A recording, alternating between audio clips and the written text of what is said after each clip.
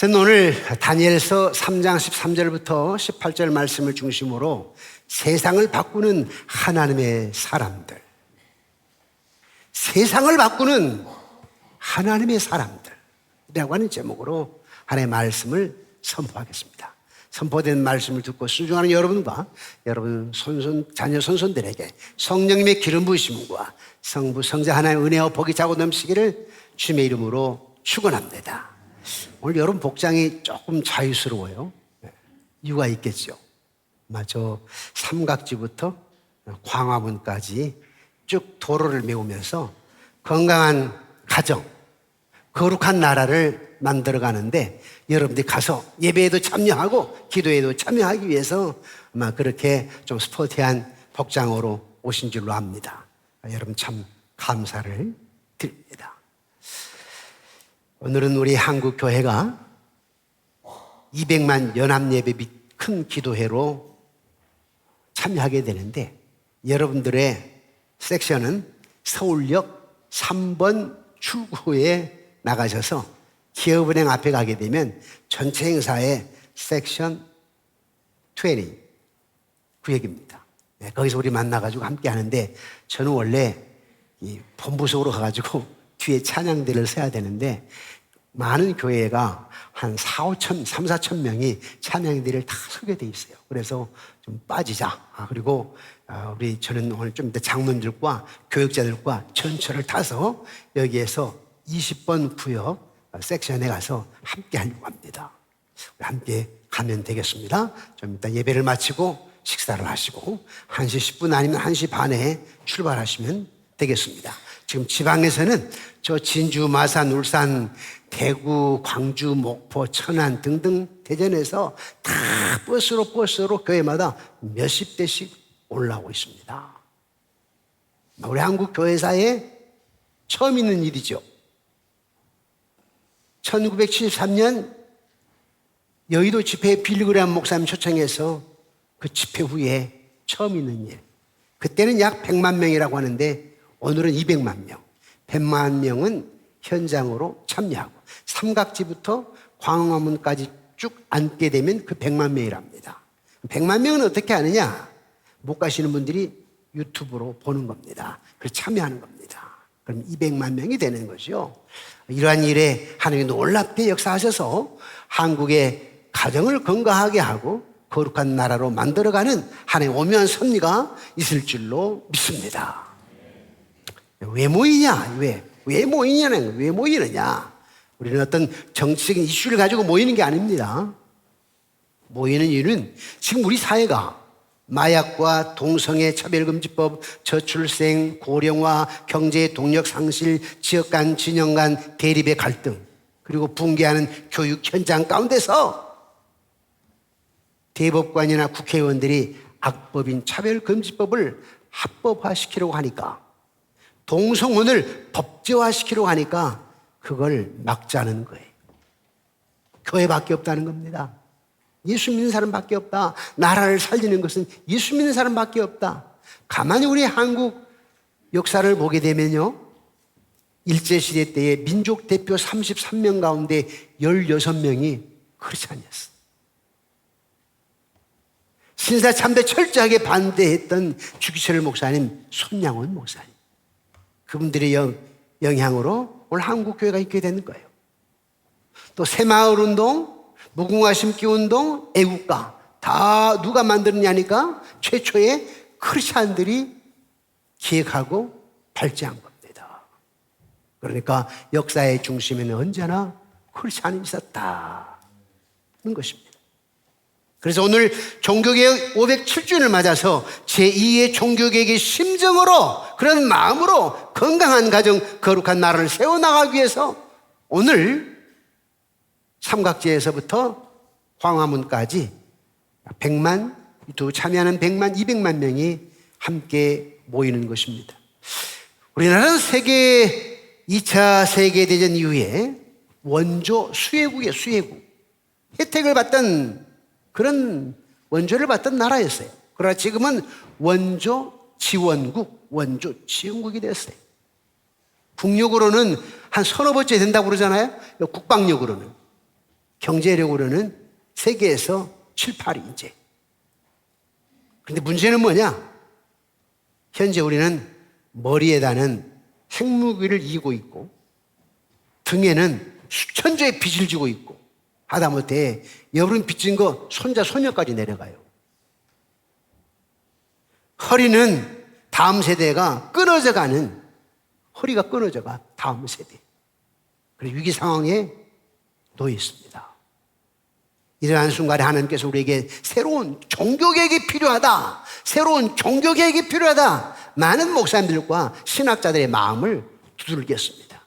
그래서 오늘 종교개혁주를 맞이해서 먼저 마틴 루터를 좀 생각해 보기를 원하는데, 1517년 10월 31일 마틴 루터는 비텐베르크 예배당 정문에 가톨릭의 잘못된 가르침을 향해서 던진 영적 선전포고 95개의 반박문을 붙였어요. 그러는 바람에 3년 6개월 후에 루터는 신성 로마 제국 황제 카를 5세 앞에 서게 됩니다. 신문을 받고 나중에 죽임을 바탕하기 위한 거죠, 사실은. 신문관이 루터에게 묻습니다. 그대가 쓴 글 가운데 말이야, 취소할 부분이 있는가? 묻습니다. 루터는 하루의 시간만 달라라고 부탁을 합니다. 그때 많은 사람들은 혹시 루터가 죽음의 위협 앞에서 굴복하지 않을까? 죽음의 위협 앞에서 굴복하지 않을까? 싶은 생각에 걱정을 하였습니다. 그러나 다음 날 루터는 죽음을 각오하는 이런 고백을 하였습니다. 성경의 증거와 명백한 이성에 비추어서 나의 유죄가 증명되지 않는 한, 다시 말하면 진리가 아니다면, 복음이 아니다면, 이 말입니다. 나는 교황과 공의의 권위를 인정하지 않겠습니다. 나의 양심은 하늘의 말씀에 사로잡혀 있습니다. 나는 취소할 수가 없고 취소하지도 않을 것입니다. 양심에 반하는 행동은 지혜로운 일도 아니요, 안전하지도 않습니다. 저는 여기서 서 있습니다. 달리 행동할 수 없습니다. 나는 진리를 지킬 것입니다. 하나님, 저를 도와주소서. 아멘. 이러는 바람에 나중에 형장이슬로 사라지게 되지요. 사랑하는 성도 여러분, 지금 우리가 서 있는 이 시대가 바로 이렇게 새로운 종교개혁이 필요한 시대입니다. 하나님을 하나님 되게 하는 종교개혁이 필요한 순간입니다. 오직 성경을 절대 진리로 믿는 하나님의 사람들이 세속화된 시대의 흐름과 정신을 거슬러서 성경적 가치관으로 무장하고 일어나야 할 때입니다. 이 시대가 이런 사람을 찾고 있습니다. 이 시대가 영적인 어둠을 박차고 일어나 생명을 걸고 진리를 외칠 하나님의 사람들을 기다리고 있습니다. 여러분, 우리가 마주하고 있는 이 반성경적인 현실을 한번 되돌아보시기 바랍니다. 여러분들이 너무나 잘 알다시피 금년 파리 올림픽 개막식이 어떠했습니까? 여장을 한 남성들, 트랜스젠더들이 나와가지고 공연을 하는데 어떤 공연을 하는지 아십니까? 예수님의 최후 만찬을 조롱하는 패러디였습니다. 예수님의 최후 만찬을 조롱하는 패러디. 그렇게 올림픽은 문을 열었죠. 기독교를 조롱의 대상으로 여기는 것입니다. 하나님께 창조한 인간이 감히 창조주 하나님을 거부하고 마음대로 조롱하는 시대가 되어버렸습니다. 이런 믿기 어려운 일들을 개막식에만 있었을까요? 유도 세계 챔피언인 세르비아 선수 네마냐 마이도프가 경기장에 입장할 때에 십자가를 표시했다고 해가지고, 기독교인이라고 하는 표시입니다. 십자가를 표시했다고 해가지고 5개월 동안 출전 자격 정지 처분을 받아버렸습니다. 예수님을 조롱하는 것은 개막식 때 환호를 받았지만은 아까 그 패러디 말입니다. 예수님의 만찬을 조롱하는 모든 사람이 환호를 해서 그걸 환호를 해. 예수님을 높이는 신앙은 자격정지를 받았습니다. 이것이 오늘 우리가 직면하는 현실입니다. 미국 뉴욕주는 성을 구분할 때 공식적으로 31개의 성을 인정하게 되는데 매일 자기가 원하는 대로 성을 바꿀 수 있습니다. 오늘 오전에 내가 남성으로 살고 오후에는 여성으로 살다. 그리고 내가 여성 화장실에 들어갔는데 여자분들이 소리를 지르면서 내쫓아. 그럴 때 내가 이렇게 표현할 수 있어요. 나 오늘 3시부터 여자로 살기로 공포했어. 나는 여자요 하면 여자예요. 우리 한국에 사우나에 와가지고 내가 여탕에 들어갔어. 여자분들이 기겁을 하며 소리를 질러. 고발을 했어. 경찰이 와. 나 아침 10시부로 여자 하기로 했어. 그러면은 법에 걸리지 않아. 이게 지금 차별금지법 동성애 이거 통과시키려고 하는 거예요, 지금.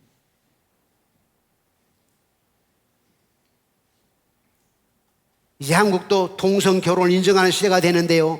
지난 7월 18일 날 무슨 일이 있었느냐? 우리나라 대법원에서 동성 커플에게 건강보험 피부양자 자격을 인정하는 판결을 내렸어요. 이 판결이 우리나라에서도 동성은 법제화한다라고 하는 초입기에 들어갔다라고 하는 것을 우리에게 드러낸 겁니다. 하나님의 창조 가운데 결코 변개할 수 없는 것이 남성과 여성이거늘 이 하나님의 창조의 원리를 바꾸려고 있는 것입니다. 이렇게 사람들이 21세기에 새로운 영적 바벨탑을 쌓고 하나님을 중심에서 제거하고 있습니다.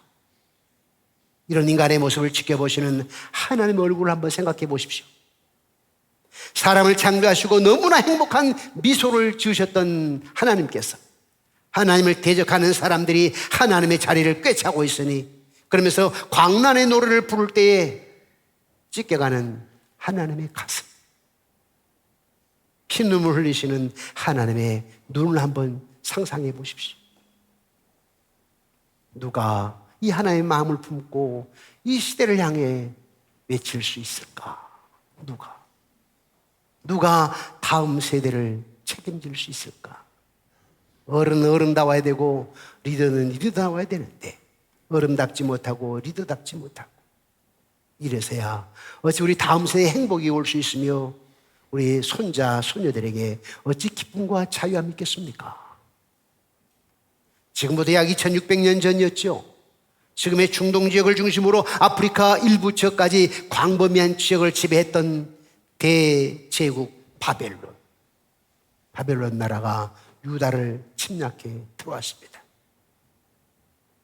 유다가 침략한 원인은 우상 숭배지요. 우리나라와 같은 겁니다.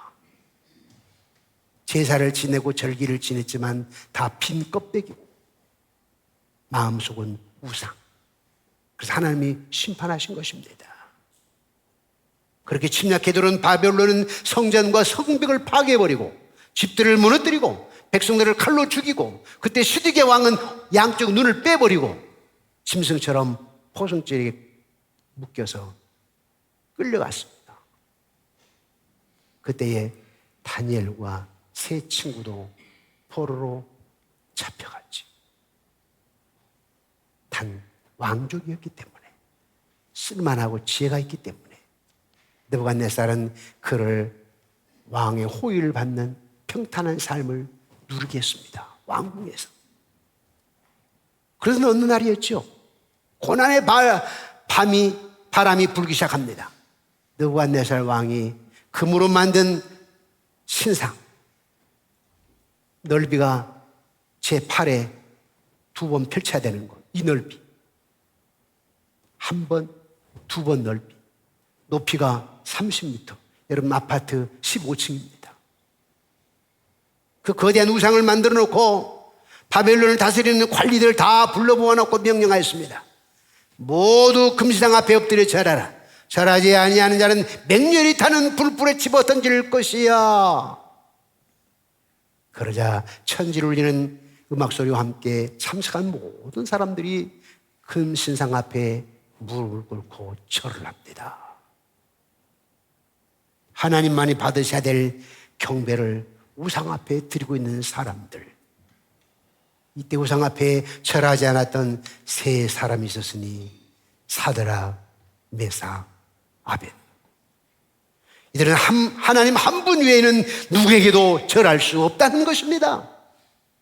이렇게 신앙의 절개를 지키려 하던 그 사람들, 그런 사람에게 따라오는 것은 핍박이고 죽음이었습니다. 사람들이 그를 비난했지요. 왕이 세우신 금신상에 절을 하지 않다니 하면서 비난했습니다. 왕은 크게 분노했습니다. 포로로 잡혀온 온 사람들 앞에서 너희들에게 말이야 높은 관직을 주었는데 금신상 앞에 절을 안 한다고? 왕의 권위에 도전하는 거야? 평소에 이들의 충정을 잘 알고 있던 왕이 묻습니다. 사드락, 메삭, 아벳느고야, 너희가 정말 절하지 아니하는 거냐? 이제라도 음악이 울리거든 절하라. 그리하면 내가 살려주리라. 그렇지 않다면 너희를 내 손에서 건져낼 신이 누가 있겠느냐? 죽느냐 사느냐의 갈림길에 세 사람이 서 있으며 확고하게 답을 했습니다. 오늘 본문 16절 17절인데요 우리 함께 읽어보실까요? 16절 17절입니다 시작. 사드락과 메삭과 아벳느고가 왕에게 대답하여 이르되 느부갓네살이여, 우리가 이 일에 대하여 왕에게 대답할 필요가 없나이다. 왕이여, 우리가 섬기는 하나님이 계시다면 우리를 맹렬히 타는 풍불 가운데서 능히 건져내시겠고 왕의 손에서도 건져내시리라. 죽음을 각오한 하나님을 향한 멋진 신앙 고백. 여러분에게도 이런 신앙 고백이 있을까요? 우리가 무릎 꿇을 수 있는 주구는 오직 하나님 한 분밖에 없습니다. 사랑하는 여러분, 타협이 아닌 유일, 절대가 이들에게 있었는데 여러분에게도 세상 그 문화의 타협이 아닌 유일, 절대가 있느냐고 오늘 하나님 여러분이 묻습니다. 하나님을 대적하는 시대 흐름에 우리는 맞서야 되는데 세상을 끌고 가는 이런 시대의 흐름 앞에 우리가 보여야 할 얼굴은 우리를 지켜보시는 하나님의 얼굴. 오늘과 같은 어두운 영적 시대를 향해 피를 토하는 심정으로 글을 쓴 에이드 윌슨 토저 목사님이 계셨어요. 그분은 세상과 충돌하라 라고 하는 책을 썼는데요 그 책에 이렇게 말하고 있습니다. 적당히 타협하며 편하게 살고 있는가?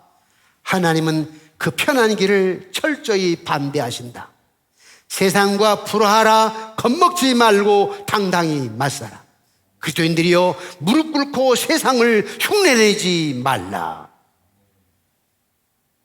그렇습니다.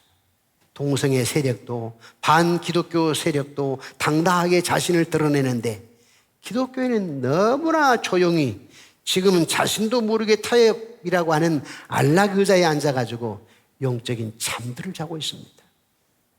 조용히 내 할 일을 하리라고 침묵에 친 잔을 마실 정도로 평안한 때도 아닙니다. 하나님을 거스르는 이 시대를 향해 세상과 타협하는 닷줄을 끊을 때인데 적당한 신앙으로 홀로 서기 하는 무관심의 강둑을 터뜨릴 때가 아닌데 지금 그러고들 있습니다. 오늘도 제가 어제 카톡을 제 방에 목사님들 리더들이 보는 한 600~700명 들어오는 카톡방이 있는데요 한 분이 이렇게 써놓았어요. 우리 교단은 여자 목사 안수도 안 주는데 여자 목사가 설교를 한다고? 나 안 가. 이게 지금 온전한 목사요? 왜? 오늘 설교자가 큰 교회 유명한 목사님들이 아니고요 일부러 그렇게 했어요. 박한수 목사님 설교하게 하고요 여자 김양재 목사님 설교하게 했어요. 왜 그런지 아세요? 동성애 문제, 차별금지법, 남자가 여자 화장실을 들어가고 여탕에 들어가고 그때 감정을 누가 잘 알겠습니까? 여자 아닙니까? 그래서 여자 목사님을, 김양재 목사님을 한쪽에 설교하시게 하는 거예요. 두 분이 설교를 하는데 한 분은 남자분이, 한 분은 여자분이. 그 깊은 뜻은 모르고 육신 덩어리처럼 말을 해요. 여자 목사기 때문에 나는 안 간다고. 왜 가는데? 우리가 광화문 집회에 왜 가는데? 지금 정치 집회가 아니에요, 지금. 모르는 사람들은 정치 집회에 왜 참여하냐고. 여당이요, 야당이요. 이렇게 말하는 사람들이 있어요. 지금 우리는 여당, 야당의 문제가 아니요. 정치 집회에 참여하는 게 아니에요. 가정을 살리자. 건강한 교회로 만들어가고, 거룩한 나라로 만들어가고, 진리를 사수하자. 복음을 사수하자 하는 겁니다. 복음을. 남녀, 성경은 분명히 남성과 여성 양성인데, 남성끼리 결혼하고 여성끼리 결혼하고, 아니 성이 31개라고. 그래서 우리 진리를 지키자고 하는 거예요. 진리를 지금.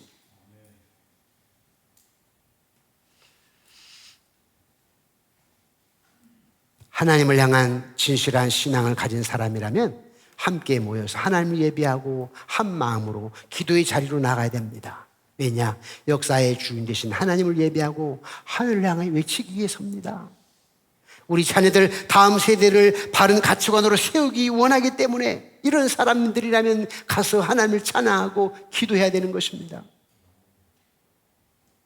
저는 종신대학원 가가지고 2학년 때까지는 한 목사님, 서울에 아주 오래된 교회에 유명한 목사님, 지금은 소천하셨습니다마는 우리 교단은 아닙니다. 근데 참 존경을 했습니다. 그런데 어느 순간 존경 안 하기로 했습니다. 왜냐하니까 제가 그걸 알았거든요. 신사참배를 찬양했다네. 신사참배를 반대했던 주기철 목사님, 손양호 목사님은 형장 이슬로 사라지면서까지 신사참배를 반대했는데 그분은 신사참배를 찬성했다네. 앞에서 이끌 때도 찬성했답니다. 그리고 해방이 되고 나서 교회가 커가고 유명한 목사님이 됐는데 제가 그걸 딱 알고 나니까 존경 안 하기로 했죠. 남 죽어갈 때 십자가를 주기에, 복음을 사수기에 죽음 앞에 서 있을 때 당신은 생명의 위협을 두려워하면서 신사참배를, 우상숭배를 찬동했다. 존경할 수 없는 거죠.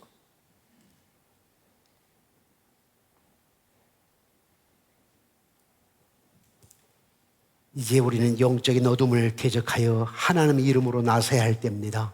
세상을 창조하신 전능하신 하나님, 이 민족을 사랑하시는 자비하신 하나님, 그 하나님의 이름을 높이며 그 영광을 선포할 때입니다. 언젠가 세월이 흘러서 여러분의 자녀들이 질문할 것입니다. 이 나라를 무너뜨릴 차별금지법이라고 하는 이름이 들려올 때에 그때 어머니 뭐 하셨어요? 그때 아빠 뭐 하셨어요? 그때 할아버지 뭐 하셨어요? 청소년들과 청년들이 인간의 고귀함을 상실한 채 꿈을 잃고 방황할 때 그때 할아버지 뭐 하셨습니까? 하나님을 대적하고 인류의 근본을 흔드는 사상이 거대한 파도처럼 밀려오던 그때 하나님 앞에서 당신은 무엇을 하셨습니까? 2024년 10월 27일 한국교회가 200만 모여서 예배하며 큰 기도 집회로 역사의 어둠을 떨치고 하나님 앞에 모였던 그때 삼본 양문교회는 뭐 하였습니까? 물을 때가 온다고요. 오늘 참여하는 교회가 그렇게 썩 많지는 않습니다.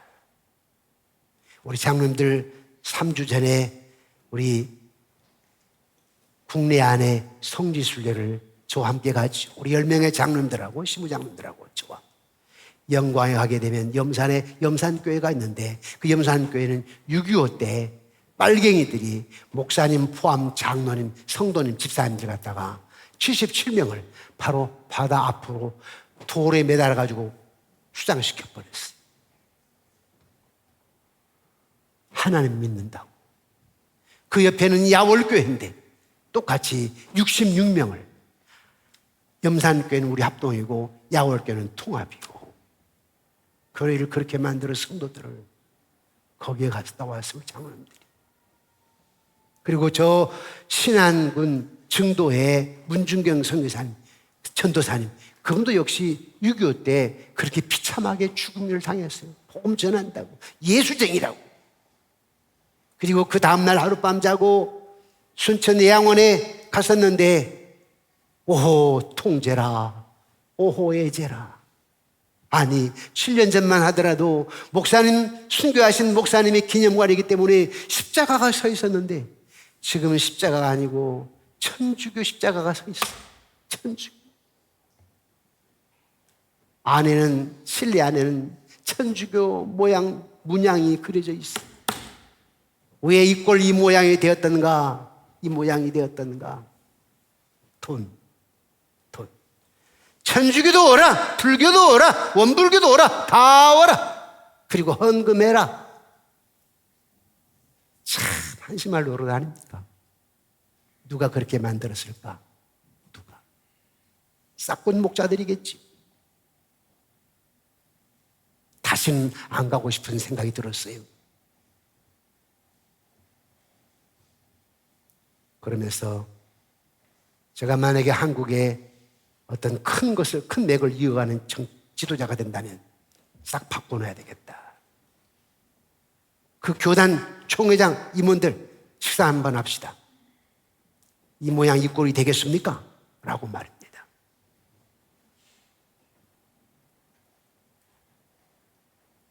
사랑하는 성도 여러분, 지금 우리는 더 이상 물러설 곳이 없습니다. 우리 함께 모여 나라를 새롭게 하며 제2의 기적의 나라를 세워가야 됩니다. 성도들이 모여 한 마음으로 기도하고 부르짖으면 하나님께 이 나라를 생명의 나라, 자유의 나라, 창조의 나라, 거룩한 나라, 기적의 나라로 만들어 주실 것을 믿습니다.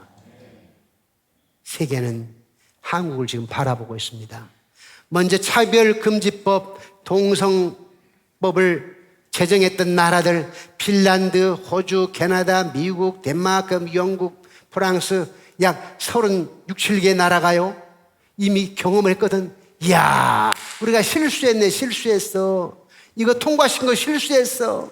아직 마지막 보루 한국은, 대한민국, 사우스코리아는 통과시키지 않았으니까 대한민국, 한국 교회 지켜 동성애법을 막아라, 차별금지법을 막아라. 그래서 한국 교회가 다시 힘을 모아서 세계에 그 역량을 발휘하라. 그렇게 되면 세계 각 나라가 다시 원위치하지 않겠나? 동성애법을 원위치시킬 것이고 차별금지법을 다시 원위치시킬 수 있지 않겠는가? 한국이요, 일어나라. 세계가 바라보고 있습니다. 여러분, 누가복음 18장에 보니까 마지막 때 내가 믿음을 보겠느냐라고 말씀하셨어요. 맞습니다. 지금 한국교회에 많은 믿는 사람이 있다 할지라도 정말 하나님 보시기에 믿음 있는 자가 얼마나 있을까? 대부분 다 타협해 가는 거 아니겠어요? 어차피 여러분 신앙도 적당히 무늬만 모양만 크리스찬이지 혹시 세상과 타협해 가는 것은 아닐까? 우리 하나님이 얼마나 눈물 지으실까? 우리의 가정과 교회와 다음 세대의 생사가 우리의 모임과 기도에 달려 있습니다. 지금이 나라를 새롭게 하는 골든 타임입니다.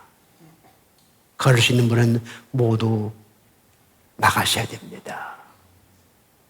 제가 오늘 좀 늦는 이유는 저쪽에서 세례식도 있었고 또 뿐만 아니라 한 분이 휠체어 타고 오셨어요. 제가 보기에는 80 중반에 넘으신 것 같아요. 따님이 이렇게 밀고 오셨어요. 지금 우리 교회 오신 지 아마 한 2달 되신 것 같은데 아직은 등록을 안 하셨어요. 그래서 다 가지고 나서 마지막 휠체어를 밀고 하시길래 이 종이 바쁘지만 기도해드리고 싶었어요, 마음이. 그래서 그분을 기도해드렸지. 그분들, 따님과 그 아픈 분들. 그래서 좀 늦었어요. 골든타임을 놓치면 안 됩니다. 지금 제가 그 얘기를 하는 이유는 이 나라 교회가, 한국 기독교가 휠체어에 앉아있는 그런 모습과 같습니다. 주님이 오셔서 우리를 어루만져 주셔야 됩니다. 주님이 오셔서 이 대한민국, 한국 교회를 치료해 주셔야 됩니다. 저와 여러분들은 치료를 받아야 되고 다시 일어나서 그의 사명을 감당해야 됩니다. 왜냐하면 여러분 아들, 딸들 때문에, 여러분 손자, 손녀 때문에. 저는 한 3주 만에 어젯밤에 손자를 좀 보러 갔어요. 손자, 손녀를 보는 순간 무슨 생각이냐면, 할아버지가 사명 다 할게. 너희들 앞으로 30년, 40년 후에 행복하게 풍요롭게 살게 해줄게. 기도를 통해서 나라 사랑, 교회를 바르게 세워서 말이야. 그리고 이 시대의 역사의 현장에서 영적인 리더십을 발휘함으로 말미암아 30년, 40년 후에 우리 후손들, 손자, 손녀를 보면서 우리 후손들이 바르게 신앙생활하고 신앙을 지켜나가서 역사의 쳇바퀴를 돌리신 하나님의 역사, 하나님의 긍휼, 하나님의 축복 속에서 행복하거라. 그런 마음이었습니다. 여러분도 동감이십니까? 그렇다면 오늘부터 더욱더 나라 민족을 위해서 기도하시고, 또 가능만 하다면 오늘 저녁에 좀 있다가 거기에 우리 교회는 서울역 3번 출구로 나가서, 그리고 섹션 구역 20번 구역, 거기서 함께 모여서 저도 가서 함께 거기서 예배하고 찬양하려고 합니다. 제가 본부로 가야 되지만 여러분과 함께 하려고, 성도님과 함께 하려고. 여러분, 전쟁이 일어나게 되면 군사령관이 지시도 하고 앞장서기도 하고 서대장이 나를 따르라 하잖아요.